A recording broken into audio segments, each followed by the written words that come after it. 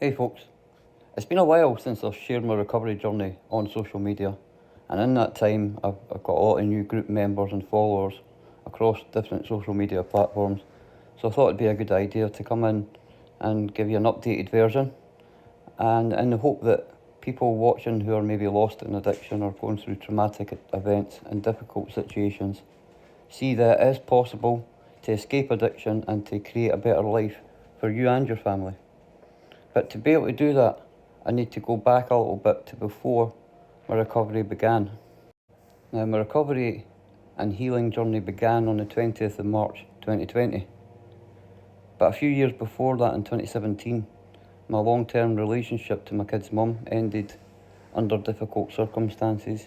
And as a result of that, suddenly became homeless. I went from a full-time 24/7 living dad to leaving my home with 2 black bags with nowhere to go. At that stage I ended up going back to stay with mum for a little bit, and then I ended up getting a couple of private let flats. My addiction back then was spiralling out of control. I just came out of a long-term relationship. I was trauma bonded, thinking that I still needed my ex-partner for my life to have any purpose. And I couldn't hardly deal with the fact that I wasn't there for my kids, for the normal routines of getting up for school or putting them into bed and things like that, and it was a difficult time. Being homeless on top of that made it even more difficult. And in 2019, the house that I was staying in, I had to leave it because the person was coming back there to stay. So on the 15th of July 2019, I decided to go to the homeless at the Edinburgh District Council, where I was put in different B&Bs and hostels and homeless accommodations for a couple of weeks before I was eventually put in a B&B down in Leith Links. It was whilst in the B&B that my addiction spiralled out of control and my mental health hit rock bottom. After years and years of traumatic events happening, my relationship ending, different events happening throughout that time, my daughter passing away, different traumatic events meant that I found myself homeless, hopeless, and without any future. And my mental health really suffered during those times. And like I say, my addiction did as well. That's when I started using crack cocaine, as well as the prescription drugs that I was getting at the time, which were opiates, dihydrocodeine.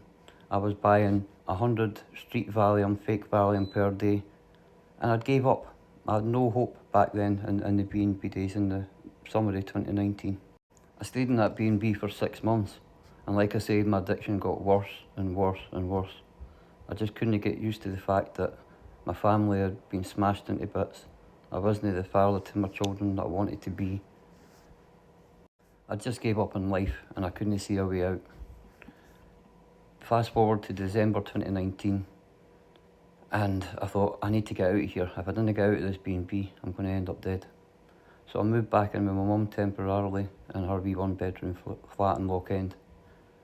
And December 2019, New Year, was such a significant year for me, because in that year I'd been separated maybe 2.5 years from my ex-partner, and over the course of the new year was when finally it sank into me about what a waste of time, what I was doing with my life, and the trauma bond that I was in, and that it wasn't going anywhere, and that I was just wasting my life. At that stage, staying with my mum, I was still using, maybe not as heavily. Instead of 100 fake Valium a day, I was maybe using 50 a day. And at that stage, in the beginning of 2020, my life was at rock bottom, and I didn't know what I could do to turn it around. In February 2020, I'd had enough. I couldn't see a way out. I was a disappointment and burden to my family, to my mum who I was staying with, to my children. My children had fell out with me, none of them were talking to me.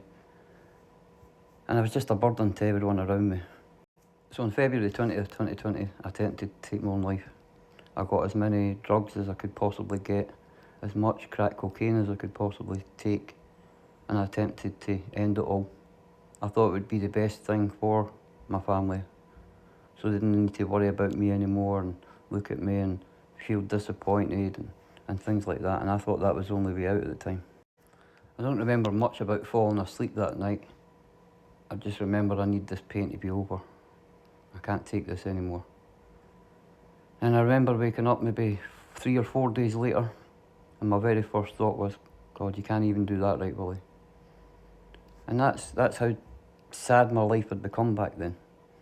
Lost in addiction, my family split to pieces, living in with my mum in a 1-bedroom flat at 49-year-old. There was no future I had that I could see back then.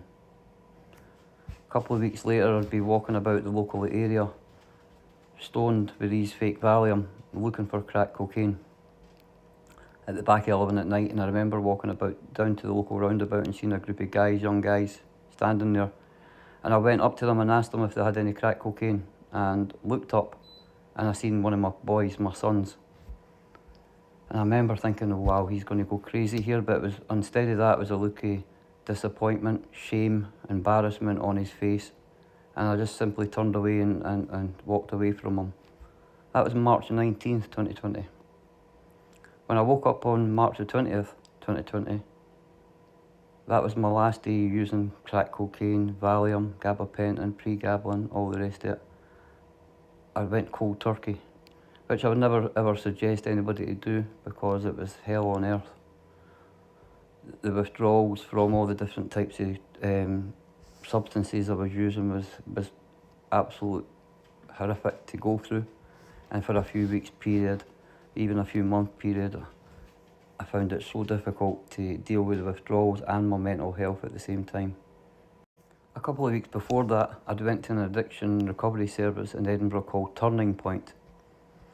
And I got an initial appointment in February 2020 and went down to the appointment, but if I'm being honest, I was totally wasted on these fake Valium. I remember sitting at the table, a big massive table, but I can't remember much of the conversation.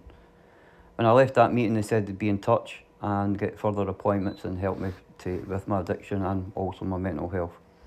But unfortunately back then COVID hit and we all got put into lockdown, so all the services were closed and they couldn't offer me the support that I needed at the time. They couldn't do any meetings because, like I say, everywhere was closed.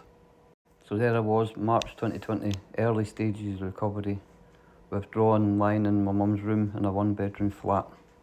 My kids weren't talking to me and I didn't know how I was going to move forward and get on with my life. At that time, I was just lying there, shaking, shivering, in a lot of pain, taking many seizures because I went cold turkey, thinking about all the mistakes I'd made and all the things I'd been through in my life. And it was really difficult times. There was no support out there because we were in lockdown. And at that time as well, my mum started showing early signs of what turned out to be Alzheimer's. I remember in February, March 2020, her doing little things. She would forget how to do little things, and I'm like, what's going on here? And I remember thinking to myself, even then when I was still lost in addiction, right, well, you need to get a grip, you need to stop this, you need to be there for your mum, be there for your kids, and stand up. And though I'd stopped using, those early few days, weeks, even months, were the most difficult in my recovery journey, without doubt. Not only the withdrawals, but being stuck in your head, your life is still smashed to bits. All the devastation that your addiction has caused in the previous years is still there. The pieces are still broken, lying on the ground, and it's up to you to pick those up and to put them back together again. And I didn't know how I'd do that because I never had the support of any services. We were in lockdown and things like that. I just knew back then that I didn't want to use, that I wanted to build the relationships back with my children, be there to help my mum in any way that she may need. Like I say, back then we didn't know that it was Alzheimer's. But more than that, to be there for everybody else, my loved ones, I wanted a better life for me. I wanted a days where I didn't have to wake up and look for my first drug to make me feel normal again. I wanted a life where I didn't let my kids down and to be there to support my mum and family. So how did I get that life? How did I start? Come and join me tomorrow for part 2, and I'm going to be talking about the early days of my recovery and how important it is, the connections that we make in recovery. So please, give me a follow for part 2. One day at a time can take us all a long way.